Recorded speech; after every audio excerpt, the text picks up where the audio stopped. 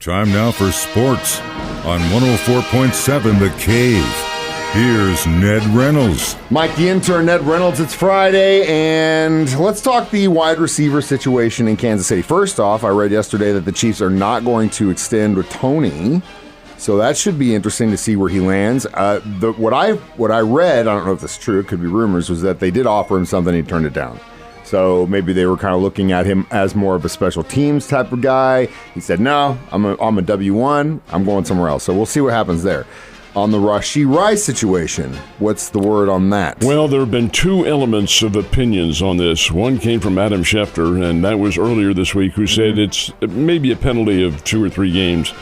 And now that has been contradicted by a guy from the NFL.com. I don't know who you put your credibility in and what difference does it make anyway, because the NFL will come up with a penalty. But this guy said it's going to be, when it does come down, substantial, like maybe half the season, maybe even more than that. You know where I stand on this, Mike, but I'm not into the football aspect of things, but Rice needs to learn, and the message needs to be sent to the public. That's the most important thing of all. You don't do these sorts of things and without having to pay a price for it. So what happened to the young man who decided to bet on games? Well, he get away with it. Can't. He's out of the league. All right, same thing with Rashee Rice. You cannot do something that's going to endanger the public, so I think he should pay a penalty. Anyway, mixed dealings. To my knowledge, there's been no court date set yet in the state of Texas, so that may or may not influence what the NFL does.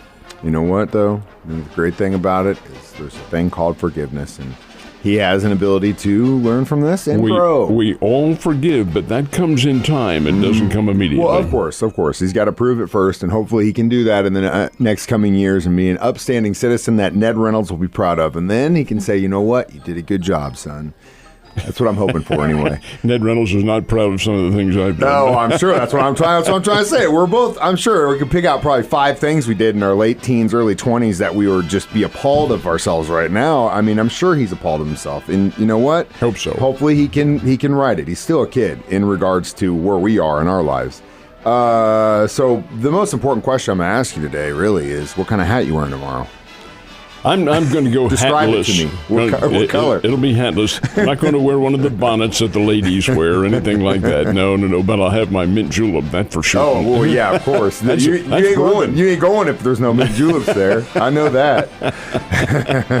So when's the action start?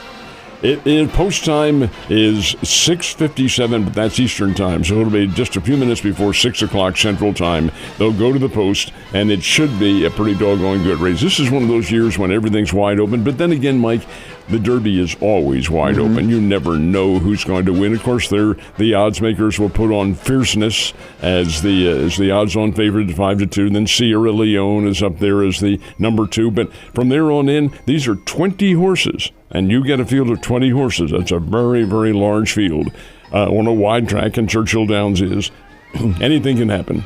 Yesterday they had preliminary. Well, the race card at Churchill Downs is open and has been for quite a few days. They had races yesterday. They had an incident where a couple of horses hit each other. Jockeys got thrown. I don't think the horses were destroyed, thankfully, but be that as it may, you do have, in close quarters like that, you do have incidents, so anything can really happen tomorrow. Those jockeys are tough little SOBs, my friend. Oh, my God. They're like little missiles when they come off that thing. They jump right back up like nothing happened. How many chocolate chips you put on which horse? I'm not going to. You're not doing it this year? No, I don't have any chocolate chips left. Basketball. Basketball. Maybe. I was like, rough college basketball season for old Ned. All right, last but not least, we've got a huge series for the MSU Bears this weekend, and it's kind of do or die, really, for them. In a sense it is, yeah, because they only have 9 games, not counting the 3 they have with Murray State coming up this weekend. Only 9 games remaining in the conference, and that's going to be tough. They are in the playoffs as we stand right now, but that's with 9 games, and it's a 2-game advantage over Valparaiso and Bradley, neither of whom is very good. I think the Bears are a lot better as opposed to what they have played this year, but be that as it may, they have to do well against Murray State. It's a doubleheader today, not scheduled that way. It's supposed to be a night game and then a day game Saturday and a day game Sunday. Well, the weather forecast is a little dicey, so the folks at Missouri State said, why don't we play 2 on Friday? The Springfield Cardinals aren't home. So that's what they're going to do, play a doubleheader today starting at 3 o'clock, second game around 6:30, and then try to get in the final game tomorrow. So it'll be interesting, and it is a very, very big series. So the Cardinals are where this weekend? They are at home at Busch Stadium in St. Louis. Need to be. They're really, I won't say struggling. That's not the case. They are below 500. They were below 500 last year, but that was catastrophic. This year is not. They're 14-17 on the year, and that's certainly doable, and maybe doable this weekend. They take on the Chicago White Sox, the Southsiders, tonight, and that's, if not the weakest team in all of baseball, they are among the weakest. You look at their lineup, and you say, why does this team only have 6 or 7 wins? They should have much more than that with all these superstars, and that's just it, Mike. They have too many. They have a poor mix of players. The lineup is just not one that's producing anything because there's not one batter to pick up another. That's how you play baseball, and the White Sox don't do that. It's everybody for himself, and as a result, they're not winning. So it's up to the Cardinals, and I think they have a great chance at sweeping this series, taking all 3 from the Chi Sox, which would be good. It'll get back even again, and then they can embark on chasing somebody down. After all, it's early May. Anything can happen, and with the Cardinals probably will.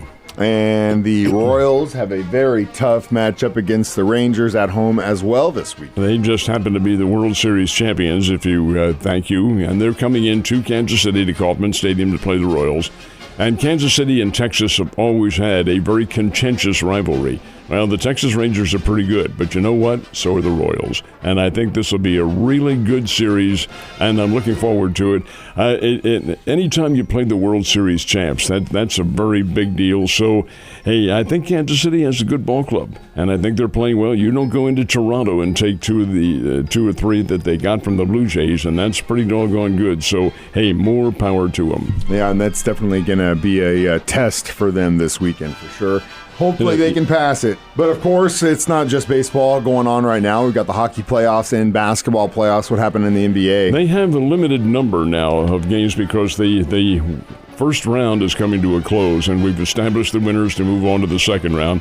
In the NBA, the Indiana Pacers embarrassed the Milwaukee Bucks. The Bucks were one of the favorites to win this thing. I thought. Indiana beat them last night 120-98, and Indiana wins that series. They knocked the Bucks out of it.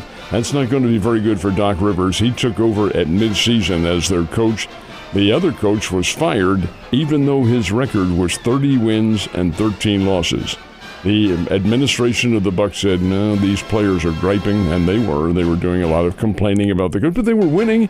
But they decided to bring in Doc Rivers, who's an old pro coach, and he does get them in the playoffs, but they lose, and they're out of there. Philadelphia 76ers, New York Knicks.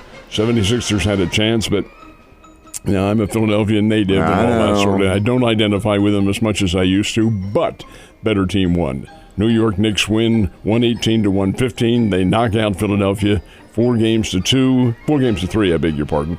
And this is a big win for the New York Knicks. They advance now probably to play the Boston Celtics, but I'm not sure how that formula works. Nevertheless, it is a good. When you have an all East Coast and rivalries going on like that, that makes the game what it is. Stanley Cup only 1 game, bit of a surprise. At the TD Boston Garden up in Boston, the Boston Bruins lose to the Toronto Maple Leafs. They win 2-1. Maple Leafs do. That series is tied 3-3. One more game coming up in Canada, and that winner goes on to further play in the Stanley Cup. The Bruins fans are probably really mad they got to go up to Canada for that last one. They are. Couldn't happen to a better fan base, though, I'll tell you that. Ned, you have a great weekend. I'll see you later.